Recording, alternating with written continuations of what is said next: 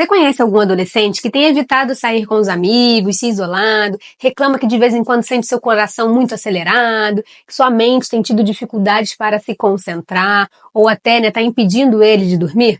Sabia que isso pode ser sinal de que a ansiedade, tá afetando a vida dele e requer a sua atenção? Eu me chamo Rafaela Matos, sou psicóloga clínica há mais de 10 anos e idealizadora da Clínica React. Nesse vídeo eu quero falar com você sobre quando a ansiedade, ela pode estar indicando um transtorno. Então já se inscreve aqui no canal, deixa seu like e bora pro vídeo.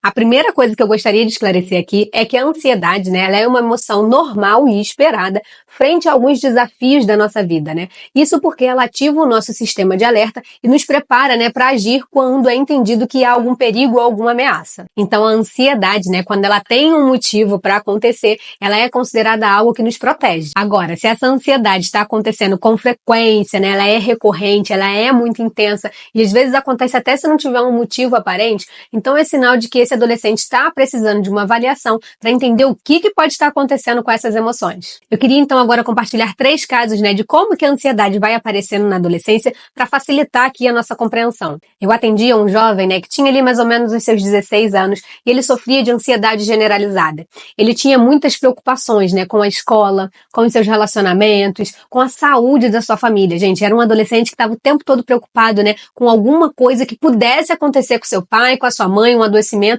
e que ele ficaria muito mal se isso acontecesse. Então ele ficava, antecipando situações e criando muitos cenários catastróficos para tudo ali, que envolvia a sua rotina. E os sintomas físicos, que ficavam mais presentes eram uma dificuldade de se concentrar que estava afetando o seu rendimento escolar, insônia, dores de barriga, roer unhas. Todos esses são sinais, então, de uma possível ansiedade generalizada. A frase que ele mais usava era algo do tipo: e se alguma coisa ruim acontecer?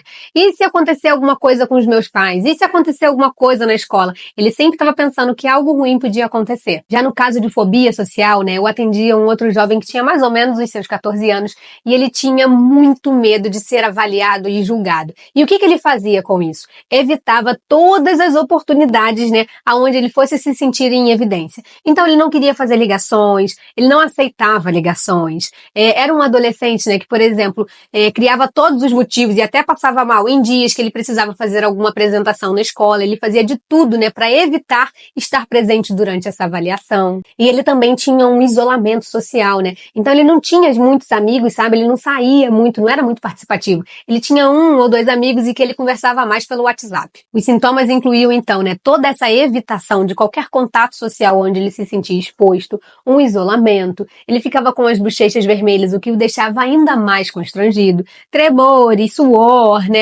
taquicardia, tudo isso em qualquer situação onde ele sentisse que estava sendo exposto ao julgamento.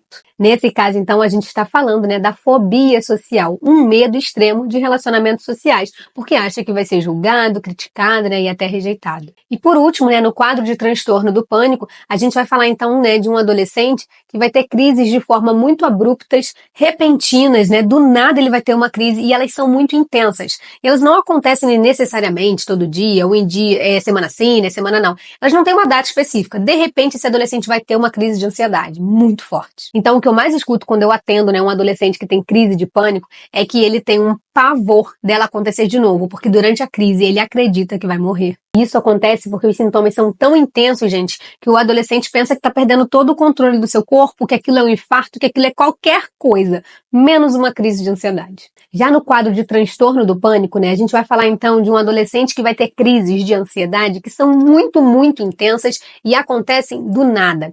O que eu escutava muito, dos adolescentes que eu atendia e que tinham crise do pânico, é que eles tinham muito medo da crise acontecer de novo e isso os deixava muito ansioso.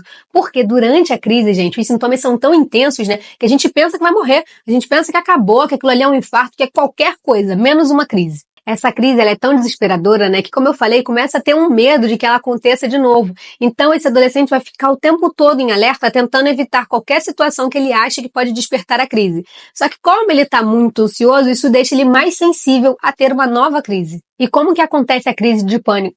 E como que acontece a crise do pânico, então, né? Ela surge do nada, tá tudo bem, de repente começam os sintomas muito intensos. São sintomas físicos, né, como taquicardia, dificuldade de respirar, tremores, né? E também vem junto os sintomas emocionais, que é um pavor, um medo de que algo ruim possa acontecer e pensamentos muito catastróficos e negativos, né? Após a crise, né, vai ser gerada uma marca onde esse jovem vai começar a evitar, então, tudo aquilo que ele vinculou à crise. Então, se ele teve a crise andando de carro, ele acha que não pode mais andar de carro. Se ele teve a crise no shopping, ele acha que não pode mais ir no shopping, porque o shopping que é o gatilho. A dúvida de muitos pais é: quando eu busco ajuda? Quando eu sei que isso já tá demais? A resposta, gente, é quando os sintomas, né, eles geram prejuízos funcionais. O que isso quer dizer? Eles começam a atrapalhar, né, o funcionamento da vida desse adolescente. Então, ele começa a evitar lugares, ele vai começar a ter muito medo, ele vai ter dificuldades escolares e até um baixo rendimento, ele tem dificuldades de dormir, ele vai ter alterações, né, no seu apetite, então vai sentir muita fome ou fome nenhuma.